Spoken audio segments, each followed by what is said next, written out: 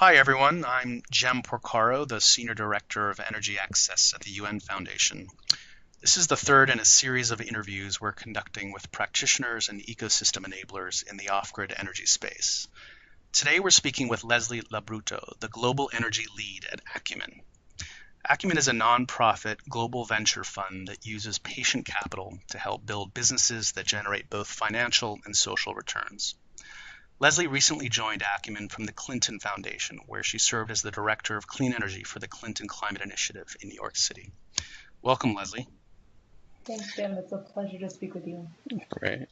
So, Leslie, Acumen is one of the pioneers in the social investment space and has accumulated a lot of experience helping build companies that provide some of the poorest and most marginalized communities in the world with clean and affordable energy. In fact, if I'm not mistaken, I believe in the last decade, you've invested $22 million across 20 companies, providing solutions ranging from biomass-powered mini-grids to pay-as-you-go home systems. So today, we're going to talk a little bit about the impact of your investments and hopefully the investments in off-grid energy more generally, and what impact these investments are having on people's lives. While we've long known that the benefits of energy access are intuitive, there's been a recent surge of interest and even debate about the precise nature and scale of these impacts. So with your help, I'd like to see if we can unpack some of these impact-related issues. So let's start by getting kind of a basic threshold question out of the way. In your opinion, do we as the broader energy access sector know enough about the impact that off-grid energy access businesses and solutions are having on communities? If not, why is this? And what are the consequences? Thanks, Jim, and thanks for teeing that up so well. Long story short, we don't. We just don't really have the data that we need, and that's why we really launched the Energy Lean Data Project in 2017, and the purpose was to go deeper. So when we looked at impact measurement, we saw lots of flashy numbers about customers served, or products sold, or connections made, or customers served, but we just decided that that wasn't enough. Counting dollars invested or products sold, as I mentioned, it doesn't really tell us much about the depth of our impact as a sector. And it certainly didn't tell us at Acumen enough about what our companies were doing to lift people out of poverty, which is, again, the goal of what Acumen's trying to achieve with its investments. So at Acumen, we decided, under the leadership of our impact team and Kat Harrison, to set forth on a journey to really raise the voices of our customers and better understand not just how many customers our companies were reaching, but really what was the depth of that impact. So we wanted to know things like how much customers were saving when it came to this specific product or service that they bought. What was the quality of life improvement? Was this something meaningful, or was it just a light touch on their lives? Did they have any improved perceptions of safety, for example? We hear about that metric, but what were customers saying about their perceived perception of safety? And what proportion of customers were using a product or service, for example, for income generation? I think as a sector, we can easily make assumptions that an individual may use a product for this purpose, but was it really happening? So we embarked on this journey to really understand the voices of our customers, acquired over 750,000 data points, and really by unearthing this data, we were able to reset completely what it meant to be a successful, impact investor and bring social returns to the forefront and show that it is possible to find out more than just kind of the breadth of your investment, really looking at the indicator and surfacing what customers have to say and really what matters to them most. Right. Okay.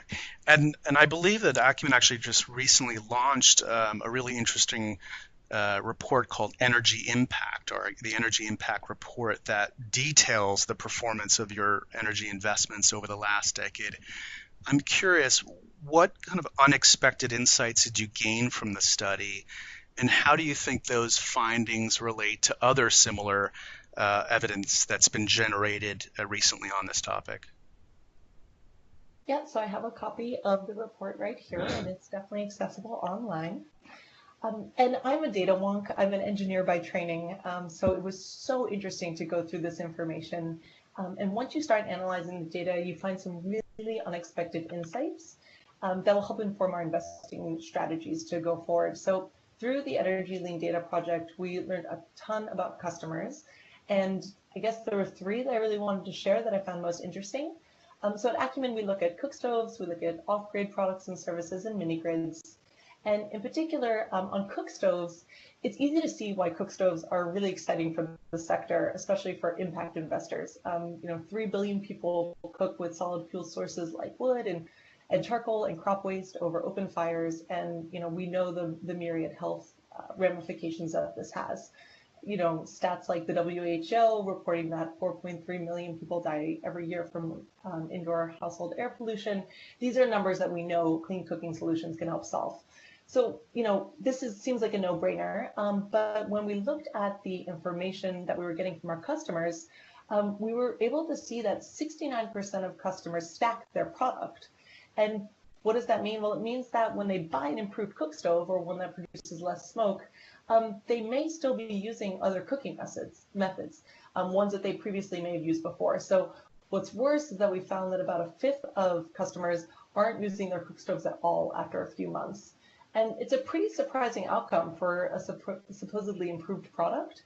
So, we learned a lot about customer feedback, and we also learned that a lot of cook stoves have to do with culture, tradition, and it's a really complex behavior change. So, if you can't cook specific foods that you're used to, or if the product represents a specific challenge, it might be something that's going to affect usage. So how this plays a role in our investing thesis is really speaking to customers to say, is this product one that's going to serve your needs and meet kind of what you're used to when it comes to cooking, and working with companies to see a more human-centered design in cultural context is so that we can really understand what cook stove solutions are going to work for specific customers in different countries. I'd say another thing that we've learned is that, we often hear the stat that poorer households spend a larger proportion of their income on energy. And this would imply that the greatest proportional, benefit from energy products would be that it saves them money. But what we saw is that sometimes customers weren't saving money, especially when they switched to solar. So I think we can often say, just compare apples to apples and say they're not spending on kerosene, so clearly they're saving on solar. But in reality, a lot of the switching costs to solar are higher when they switch to a solar product because perhaps they're still using kerosene. So really tracking how much customers are spending rather than making assumptions about the fact that they're going to be saving X amount of dollars is something that we continue to track. And we think this also plays a role in kind of the credit approval process. So we're really tracking affordability and we're tracking savings on a household level. And then the last thing I wanted to share was with respect to productive use. We know that energy has the potential to spark productivity. We talk about income generation, access to information, but what does it really mean and how is it translating down to our customers? We found that 31% of the lighting and power customers that were using some sort of off-grid product, they were the ones using it for productive purposes, but there were still 69% that weren't.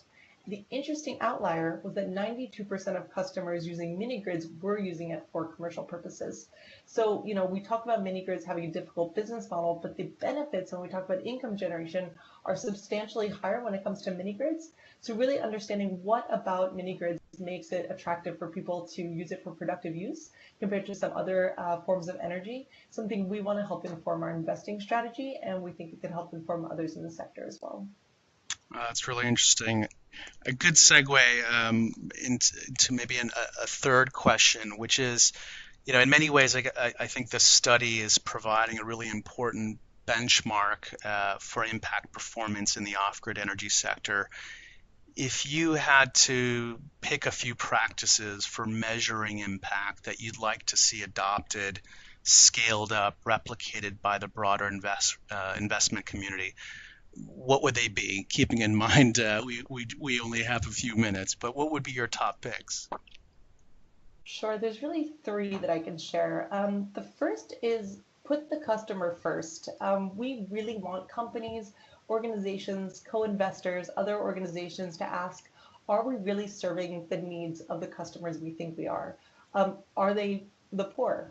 what is really the complaints or the qualms or the needs of the customer that we can start surfacing and addressing through our kind of activities.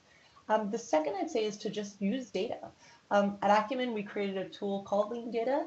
It's easy, it's accessible, and it really harnesses the power of mobile technology to get access to data. And it really does replace a lot of the old, antiquated, time-intensive methods that we've been used to for data collection in the sector. Older methods can take years to collect this information, and with lean data, it's a kind of low cost, low tech way to get a lot of data quite quickly from customers, and something we'd advocate for others to use as well. And then lastly, impact and investing go hand in hand. And in the sector, we often talk about the two, but really the rubber meets the road when your impact can help inform your investing. So, we use lean data to inform our strategy. We use it in due diligence. We use it with companies in our portfolio to really better understand business models and making sure that there's that kind of cycle between the impact side of things and investing side that can come together and really, drill home strategy is something we'd say as well.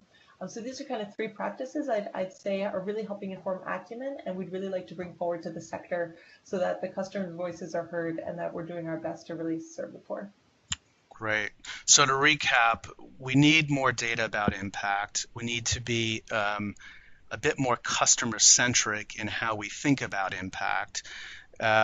We can't rely on kind of traditional assumptions around and what sort of impacts our investments are making. We need to kind of leverage new methodologies for measuring impact. Acumen has your own lean data approach.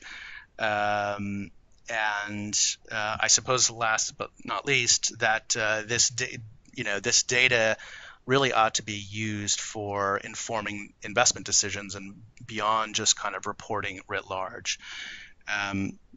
That's really great. Thank you so much, Leslie. I think this has been really fascinating, and we hope you and the rest of the team at Acumen continue making such great impact in this space. Thanks, Jem. And we really want to be a resource for others. Lean data is open source, so happy to share more about that. But in general, really appreciate the time and hope we can go forward and achieve more together. Great. Thanks, Leslie.